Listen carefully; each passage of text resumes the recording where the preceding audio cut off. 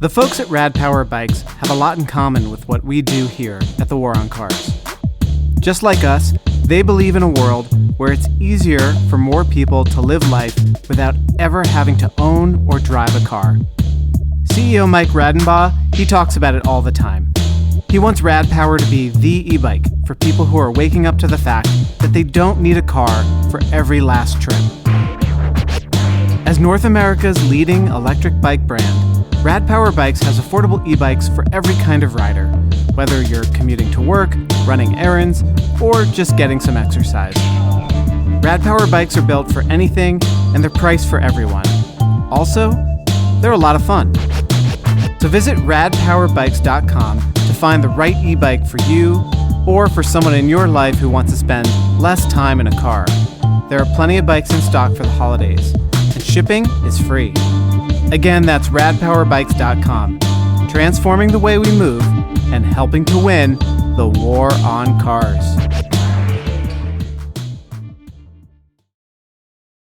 This is the War on Cars. I'm Sarah Goodyear. With me are my co-hosts Doug Gordon and Aaron Napperstack. Hello. What's up? Well, what's up is that it is our third anniversary. This is our third anniversary episode, as a matter of fact. It's a little late, though. Yeah, we launched in September 3 years ago, so we're a little late. Are we going to do anything like a romantic dinner or anything like that? I mean, what is third anniversary? I'm not expecting anything here. We have to make it up to ourselves because we forgot our anniversary. So yeah. Sarah, you didn't get me a gift again. You forgot the second anniversary too. Well, I guess it's a pattern then. But yeah. Mom, Dad, please don't fight. Oh boy. Anyway, so But yeah, it is our anniversary, and I am feeling pretty warm and fuzzy about the occasion this year because it does feel like the War on Cars love is growing and maturing. So as the official Amazon warehouse of the War on Cars, I send out most of the stickers. Aaron filled in for me for a little bit. Yeah, but fun. I see the addresses that all of our stuff goes to, stickers and all the rest, and it's all over the world. And it does feel pretty awesome that there's this community of listeners who are sharing the podcast, discovering it for the first time, listening to it, getting something out of it, emailing us and engaging with us. And I'm very grateful for every last person who devotes their time to listening to us. It's amazing. So thanks to all of you. It does feel like our issues are getting more and more mainstream. Like the war on cars is really coming up a lot, for better or for worse. Yeah. As part of the culture wars more broadly. Yes. Yeah. So we're in there. We're in the mix. We're definitely in the mix. As a matter of fact, there was a little mention of some War on Cars related stuff in one of our most venerable media institutions. A new report shows that the fastest growing form of electronic vehicle is the e-bike, which is particularly popular in cities. At this point, experts believe the only thing that could slow these bikes down are car doors. It doesn't get more mainstream than Weekend Update on Saturday Night Live. So good job, everybody. Yeah, nice work. Yeah. I mean, there's clearly only one way to open this episode now. Live from New York, it's the War on Cars.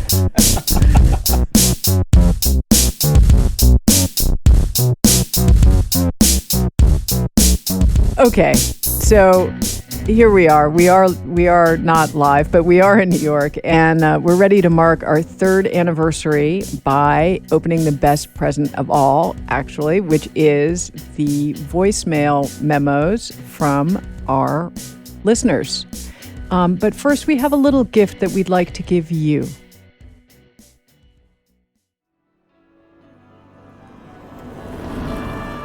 Here's to the men who do the manly things, like driving a pickup truck, with a front grille so big you can barely see the kid crossing the street in front of you, with plush leather seating for 5 and a rugged bed for hauling cargo that's so high off the ground you can barely reach it, which is fine, because all you carry to work is an iPhone and a cup of coffee. Oh, by the way, can you pick up the girls at field hockey today? in a truck built so big and tough it doesn't even fit in a regular parking spot. So you gotta drive all the way up to the roof of the parking garage, and that's pretty inconvenient. Have you noticed how weird the weather is lately? The flash flooding the other day was crazy. Now, gas is $3.92 a gallon. It costs $100 to fill her up, and that pisses you off. But you're not a selfish, entitled adult-sized baby running errands in an $80,000 stroller. You're a man who does the manly things. So, you'll blame Joe Biden. Introducing the 2022 Chevy Inundator. Let's get real. Nobody needs it. What a relief to hear some real truth in advertising. Yeah, I mean, we've always wanted car ads to reflect the reality of driving, so that's very refreshing. Okay, all right, let's get down to it. Listener voicemails here. First one, this one comes from, I guess, like Central Command of the War on Cars, Northern European Theater. Here we go. Hello, the War on Cars. Danish bicycle mechanic from ladcyklen.dk here. I really love your podcast. You've very much changed my view towards e-bikes.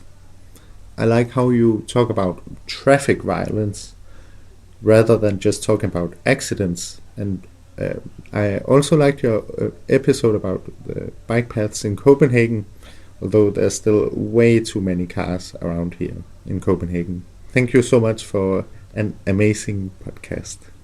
Wow, nice. Even Copenhagen? I've never been to Copenhagen, so I'm like kind of bummed to hear that. You guys have been there. Is that true? I've been to Copenhagen, yeah. I like Copenhagen a lot, and I actually think for all the talk that we give about Amsterdam and the Netherlands, that Copenhagen in many ways has more to say about what's possible in American cities than some Dutch cities.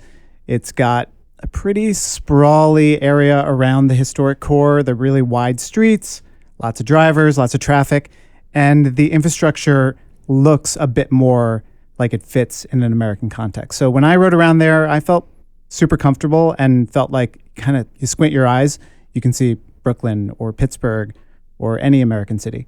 Yeah.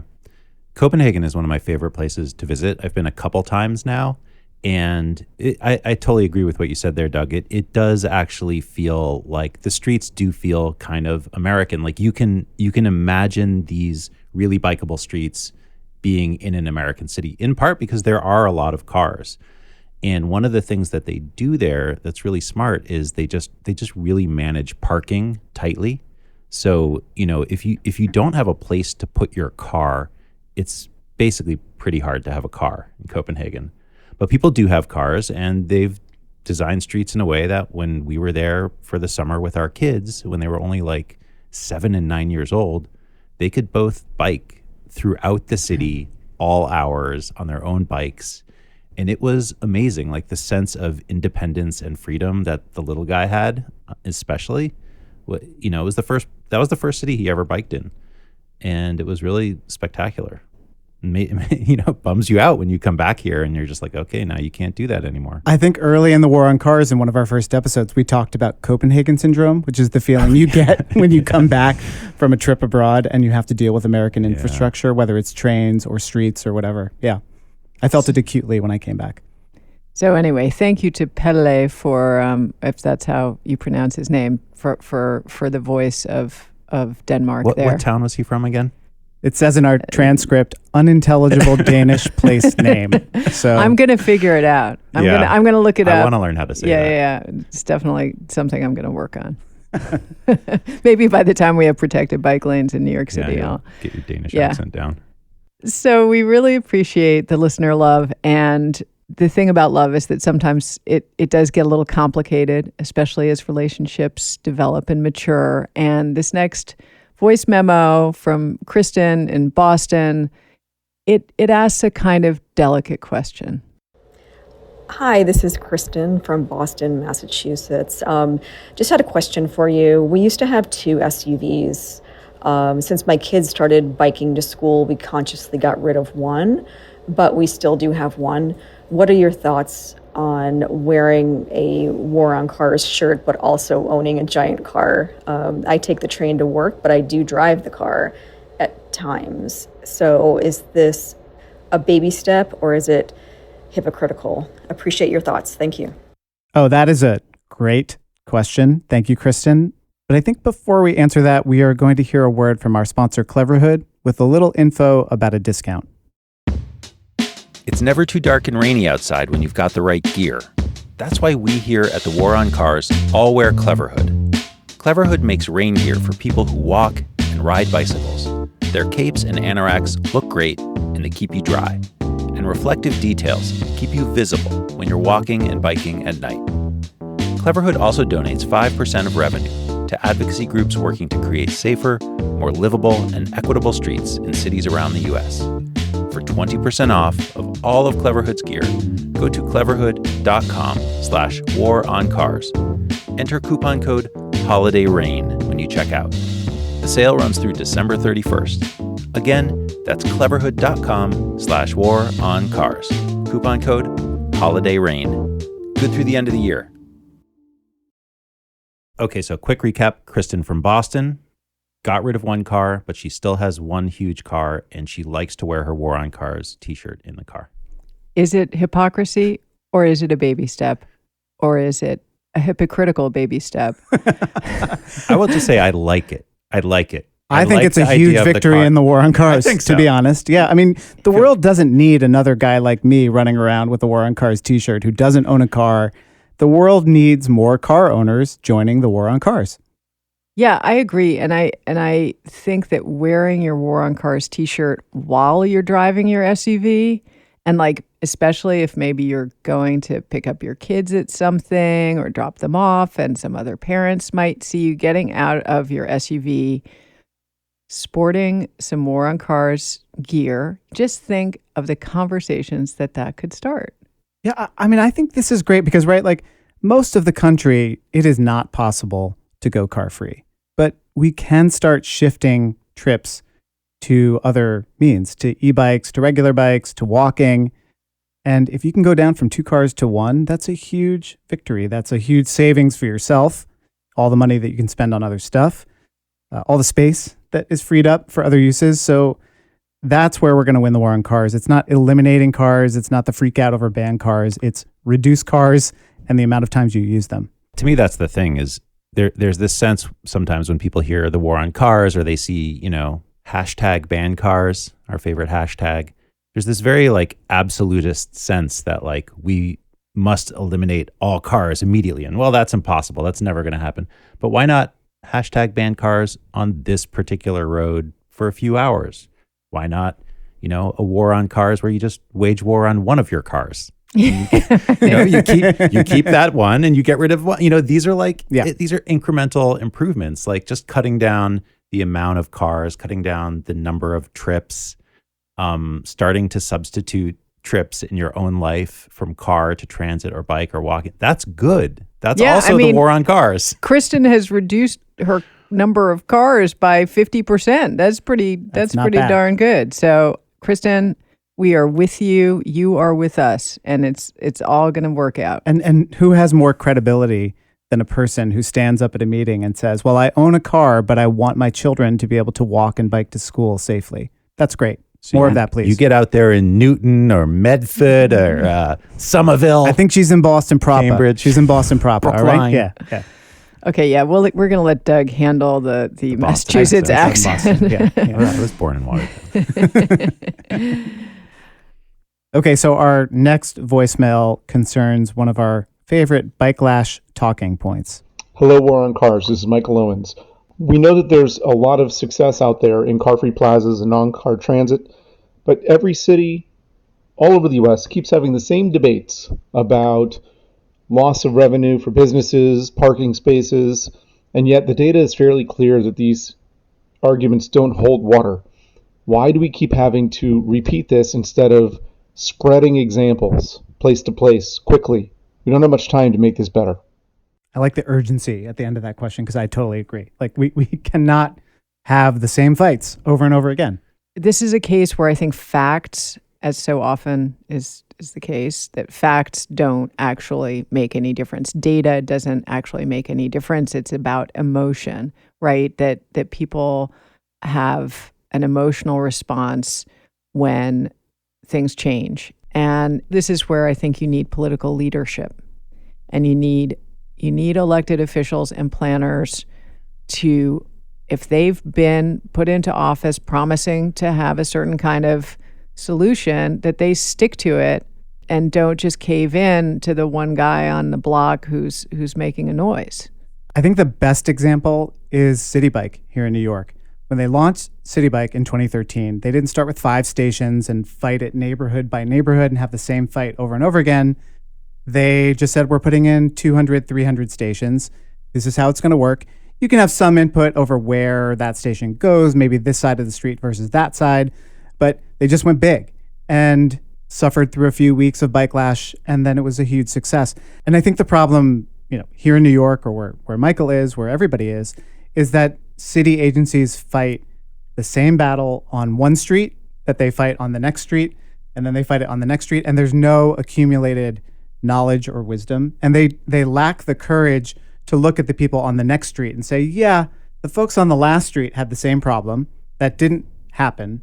And so now we are going to just do this. Yeah, but Doug, this is 8th Street. It's totally different than 7th Street. That's right. Yeah. So on 8th Street, we have businesses and residences and people going to school, right? Yeah. That is what comes up in these Brooklyn fights. Oh, yeah. It's just like, your block is not at all like my block. It's like 2 blocks away. But there's progress, right? Because when I started doing this, I was noticing all the folks saying this isn't Amsterdam, and that we have actually gotten to a place in New York where people really do say, well, that's 8th Avenue. That could never happen on 9th Avenue. I do feel like one of the really good tools in the toolbox, and New York was smart about this, about using this, is the pilot project concept.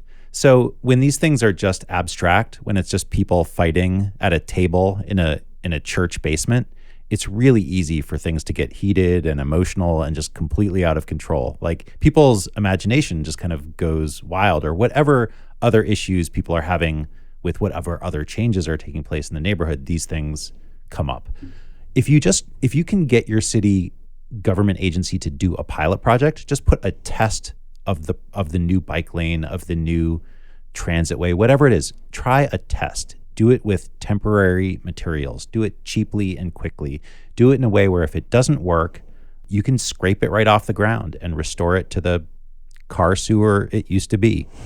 I think we found that really helps allay these community concerns and get projects built and let people see, oh, okay, that wasn't the end of the world to install some bike racks on this block. Yeah, and not only that, it creates a constituency for the infrastructure that's been installed. So now the Prospect Park West bike lane being a great example, there are hundreds of kids and families and delivery riders and other people who use that lane every day of the week.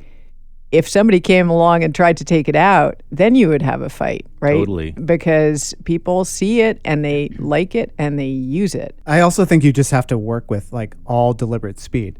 You announce a project, you install it quickly, because there's this idea for congestion pricing.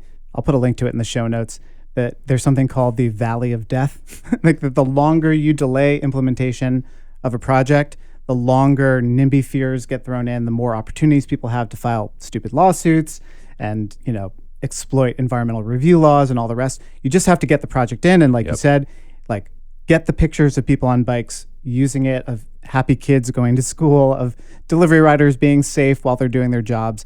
And then it becomes much harder to take it out. And treat it almost like software. So it's like, here's version 1.0 of the bike lane. We're going to let people use it. We're going to evaluate, and then we're going to fix it up, fix the bugs and do 2.0. I mean, that Prospect Park West bike lane, that was really 4 iterations, I think, before it got to what it is today. You don't have to pour concrete immediately, but just get something on the ground. Yeah, absolutely. Our next listener has a question about how differently we treat road safety from other kinds of safety. Hi, War on Cars. This is Greg in Burlington, Vermont. I have a question about the differences that I see between occupational safety and transportation safety in the United States. For workplace safety, employers try to eliminate hazards as a first step. then separate workers from hazards, and as a last resort, they tell workers to protect themselves with PPE. This is opposite to the way that we approach transportation safety, where we are all told to wear seatbelts and helmets rather than change the system. So my question is, if we know that a systems approach works to improve safety, why haven't we used it for transportation? It's a great question. It's Yeah. really good. Yep. What Greg is describing is essentially known as the hierarchy of controls, right? Where you first, it's elimination, you remove the hazard. Second, you substitute or replace the hazard. Then what's called engineering controls, you isolate people from the hazard. Then administrative controls, where you change the way people work. And then finally, as you mentioned, PPE. You give people, helmets on the factory floor or something like that. And we do not apply that at all. We do not eliminate the hazard of cars from our streets. We just rely on individual behavior. And here's a seatbelt, and here's a helmet, and here's a reflective vest, and good luck, everybody. Right. And, we also don't do the kind of, the stuff that they call Six Sigma, where General Electric will make all their factories incredibly safe with Six Sigma controls, where they kind of just go through and really closely identify all the things that are causing injuries and fatalities and flaws in products. And they sort of methodically try to eliminate the sources of these problems. We know what the most dangerous things people are doing in cars are. So if you're driving your car in a way where you're accelerating really quickly a lot or decelerating really quickly a lot, or you're swerving a lot, these are all things that are actual apps that insurance companies use to measure driver safety. Then the insurance company starts to know, oh, you're an unsafe driver. You do a lot of hard accelerations. You do a lot of swerving. These are things that we could actually use to start to identify drivers who are potentially more likely to crash. Well, we could also have things like speed governors, right? I mean, you could have cars that could talk to cities, which is what everybody says they want, right? Well, it's like we have e-scooters that can do that now. Exactly. Yeah. Why do we slow down the e-scooters, but we think that a car that weighs many times more, it should be allowed to be able to go 156 miles an hour or so? But I think even bigger, right, is that in factories where these things are controlled, where, if the forklift operator is coming down, that there are rules, get everybody out of the way, and there's certain limits to what people can lift and all that kind of stuff. That was won through the labor movement, through unions. It's all being dismantled now, but that hierarchy of controls exist because people died, people sued, people worked to improve their labor conditions, and there isn't a pedestrian labor movement, a pedestrian union that is suing cities for better safety. And it sometimes transportation departments get sued when there's a known hazard, but I think in this American society of ours, we might just have to have big lawsuits that force cities' hands. But they're protected in many ways too, so it's a problem. And the fact is that our society doesn't care enough about the members of the society, and there's not just a general atmosphere of we would like to take care and make sure that people live healthy, happy lives. That's just not an underlying principle of government in this country. I know in the Netherlands, when there's a traffic fatality, they do the same kind of analysis that we here do for an airplane fatalities. Right. It's assumed that something terrible went wrong with the design of the street, or unless it was the most egregious thing you can think of. But the system. The system works, and they do a forensic analysis. They do a forensic analysis that is designed to figure out what went wrong, so that then you can prevent it from going wrong the next time. And you do that because you care about the next person who is driving down that road. Unfortunately, the caring part, the foundational part of why you do these things, is not there. And actually, it would be economically advantageous for our society if fewer people died on the street, and fewer people were grievously injured, and fewer people were suing each other over what's happening on the street, right? But you have to care about the people. You have to care about fostering a society in which people's lives are valued. And unfortunately, I don't see that here in the United States of America. That's my big thing with Vision Zero, and as it's been applied in New York, is that there's a lot of focus on individual intersections. Like someone died here and we need to fix this intersection. And my big thing is like, no, actually, we need to fix every intersection like this, because we know that an intersection with wide turns or, vast expanses of asphalt, those are the things that lead to high-speed crashes. And we get so focused on chasing the last death and responding to it that we don't just take this systemic approach. And I think that's how Vision Zero has to work going forward. Well, and I even I'm not even satisfied with just like looking at all the intersections. Like I would like to start to look at the vehicles themselves, just look, and the drivers. I mean, as long as we're going to have humans driving, like we really need to understand like, okay, this person is doing dangerous driving habitually, regularly in all these different locations. So that person is liable to hurt somebody, in any one of these spots that he drives through regularly. Likewise, if we have personal mobility devices in dense, crowded cities that can go 140 miles per hour with the flip of your foot on a pedal, within 5 seconds, you can be going 140 miles per hour.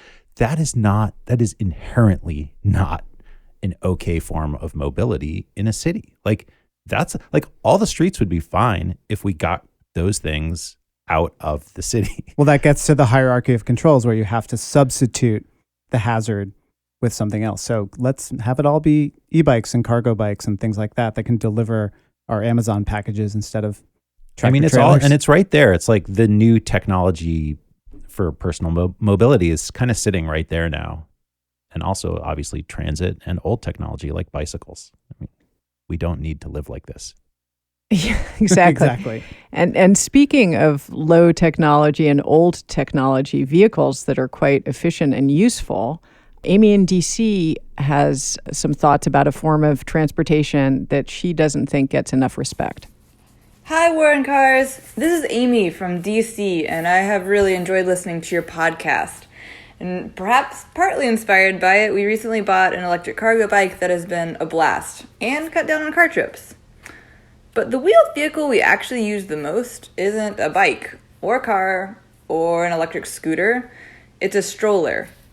And because of the humble stroller, we can get to a huge number of places on foot or via the metro. But in urbanist circles, or at least urbanist Twitter, there seems to be little attention devoted to this car replacement. There's no stroller shares in any city I've been to, no public stroller parking that I've seen. You can't even get on a metro bus without taking your kid out of the stroller, or kids out of the stroller, and folding it. So I guess I'm curious, are any cities taking the stroller seriously in their attempts to create walkable, livable places?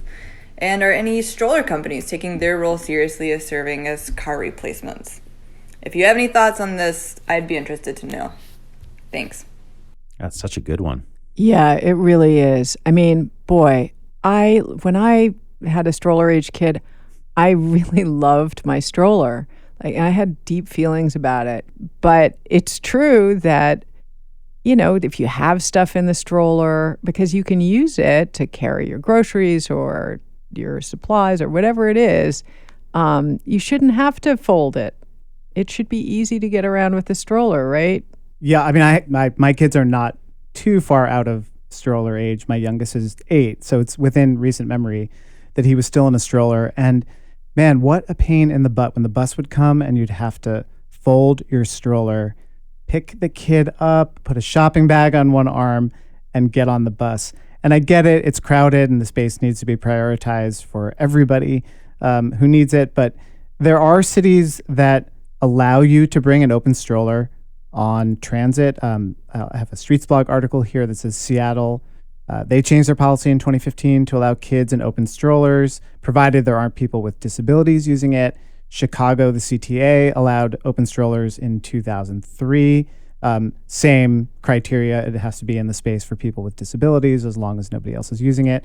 And yeah, I mean, I guess it opens up a whole kind of set of questions of like, should we have transit where you can just roll on? Obviously, that's better for people with disabilities, but it's better for people with strollers or people with limited mobility that might not technically qualify as a disability.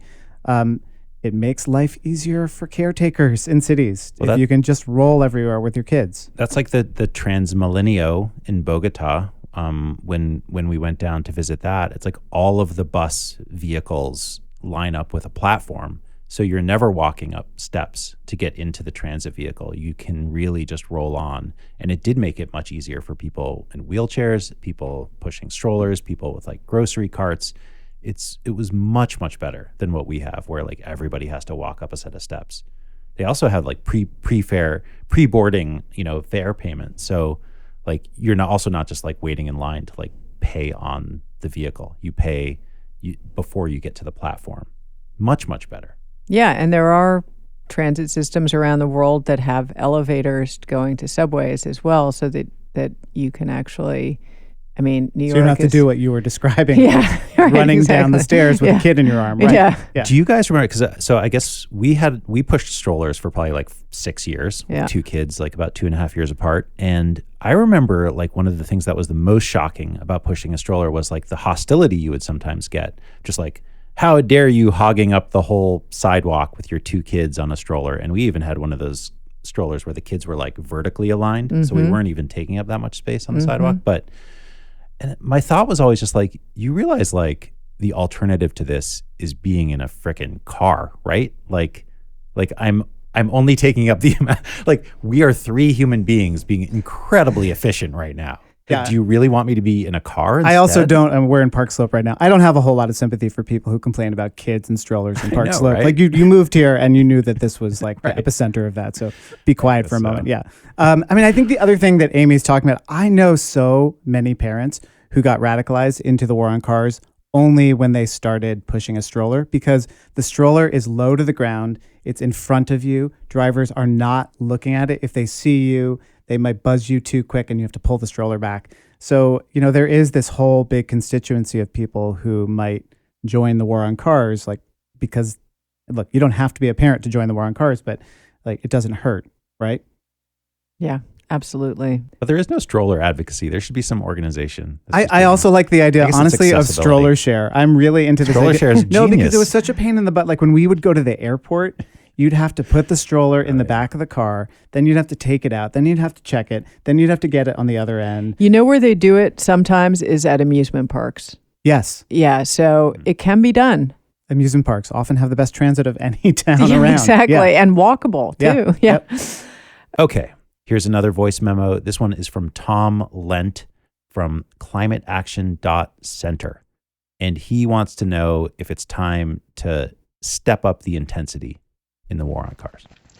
Given the increasing frequency of disastrously record-breaking hurricanes, wildfires, floods, droughts, heat waves, and deep freezes, it seems like the war on cars is no longer a clever tongue-in-cheek phrase, but rather a national security necessity. I'm promoting e-bikes as my primary subversive act, considering e-bikes to be a gateway drug to get doubters out of their cars and liberated on 2 wheels. Can you suggest more subversive acts we can take to gain recruits to help us escalate the war on cars? Yeah, it does seem like we need to take more drastic action. Direct action. Getting people onto e-bikes is a fantastic thing that Tom is doing. Whether it's subversive or not, now that we had it on SNL, like that's a different story, but it's really helpful. There's plenty of stuff that I think you could do. Tactical urbanism, to close down a street for an hour and show that the world didn't end. That's not a bad thing to do. Yeah, I guess part of what I think you can do is just to talk about it without being embarrassed. And that may not sound like the most subversive thing, but I do think that a lot of people who, recognize how dangerous cars are very careful to always be, couching things in the most sort of gentle way possible and being really thoughtful and kind, and you don't want to alienate anybody. And sometimes I do think, and this was kind of the idea behind the name of this show, right? Was that you just say it, and you just say, no, SUVs are killing people. Cars ruin cities. And that can be very subversive when you do it in certain settings. I find especially when you do it in places where people are quite liberal and educated and they know that this is true, but everyone sort of politely agreed not to say it. And then you say it. And if you're willing to do that, that's subversive, I think. I'm finding that people are also more willing to have that conversation in like the place that we live, which is very liberal and, ostensibly wants to be like environmentally progressive and all that. But like I found that these days when somebody's like, oh God, sorry I'm late. The traffic was terrible. Like, why is traffic so bad? Traffic's terrible now. There's all these conversations like that you have. And I'm just like, yeah, well, there's too many cars. There's too many cars. Like traffic, they want some other answer. Like, is it the new bike lane on the Brooklyn Bridge that's destroyed all of the traffic in the region? Yeah. It's like, no, there's actually just too many cars. There's too much driving. And when I feel like that's a subversive thing to say that I've started to say. I'm just trying to say things more clearly now about what I see as the problem. And what I'm finding is like people aren't getting super defensive about that. They're actually like really interested in engaging on that. Like, oh yeah, too many cars. Like totally. Like, what are we going to do about that? You and then you can have like this other conversation. I was also thinking, just because in Tom's voicemail, he talked about people being liberated on two wheels, that a lot of times we talk about the solutions in terms of deprivation, or our lives will be worse off with all the things that we have to do to deal with climate change. And you guys saw that video of the kids in Barcelona biking to school. There were like 75, 100 kids who do what's called the bici bus, the biking bus that takes them. Like it starts with a few kids, picks up a few more, and then they just take over the whole street. That's liberation, and that's subversive climate action, and it's fun. And it can show people that your life can be better off, actually, if you take these drastic measures to change your lifestyle and change lots of people's lifestyles. And like I said, it can be this like weird little, I think using kids in that way is subversive, because the grown-ups who complain about parking or having to drive to the doctor's office every day in both directions 100 times a day, whatever it is, they can't argue with those little kids who just want to bike to school. That's super subversive in my view. BC Bus is such a good example because it's not illegal. And, it's just a bunch of people deciding we're going to be the traffic getting to school in the morning, and we're going to, we're just going to do it on bikes. Yeah. It's critical mass, right? It's just like, we're going to just take the street and say, we belong here and kind of screw you, but we're not saying screw you because it's kids and we don't want to say that in front of kids. And it's just joyful and fun. So more like that, please. The other thing to talk about is, blocking roads, the way that Extinction Rebellion and groups like that increasingly, I think, are using blocking highways. And there's a lot of controversy about that tactic because, you're hurting people who are just trying to get to work. How is that helping the planet? But I do think that kind of direct action as well is one of the things that builds attention and builds awareness of the urgency of the situation, because the situation just could not be more urgent. It's just an emergency. So I think we have to use the friendly subversion, and then we also, some people are prepared to do things that are riskier and less popular. And I think there should be more actions like that as well. My favorite thing about the Extinction Rebellion action on FDR Drive, they shut down the highway, was the reaction from some people who were stuck in that traffic. And suddenly, magically, they all seemed to care about the harm caused by cars. They said, oh gosh, you're really going to do this? Well, think about all the carbon emissions we're now spewing into the atmosphere because you made us late to work. It's like, oh, so you get it now. Like, you see that cars are bad, right? Like, cars are bad. And so I think there's huge value, as much as people were inconvenienced. I mean, that's the point of protest. It shouldn't be like, hey, we're going to protest, but like you can go on having brunch and you don't have to change anything about your life, and you can drive your SUV from Queens to Midtown Manhattan. I liked that it got people talking about, oh, so you recognize that cars create exhaust and we should do something about that. Thank you.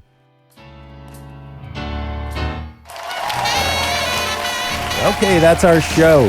That's our show, folks. I want to thank our musical director, Nathaniel Goodyear. Our special guest, Josh Wilcox. That's it for this episode of The War on Cars. Remember, if you want to support The War on Cars, you can go to thewaroncars.org, click Support Us, and join today. Starting at just $2 a month, we will send you stickers, other cool stuff, and you will get access to exclusive bonus episodes. As always, we'd like to thank our top Patreon sponsors, Charlie G. of Human Powered Law in Portland, Oregon, the Law Office of Vaccaro & White in New York City, Drew Rains, Virginia Baker, and James Doyle. Special thanks to our new sponsor, Rad Power Bikes, and our old friends at Cleverhood. For 20% off on the best rain gear for bicycling and walking, go to cleverhood.com/waroncars. Enter coupon code HOLIDAYRAIN at checkout. Sale runs through the end of the year. We have merch including brand new Cars Ruined Cities t-shirts and stickers and a hoodie. Yeah, we got a new hoodie. Yeah, it's winter. All right. You need something warm. You got to cuddle up. Yeah. Check it out, thewaroncars.org/store. This episode was recorded by Josh Wilcox at the Brooklyn Podcasting Studio. Our music is by Nathaniel Goodyear. Our logo is by Danny Finkel of Crucial D Designs. I'm Doug Gordon. I'm Aaron Naperstack. I'm Sarah Goodyear, and this is The War on Cars.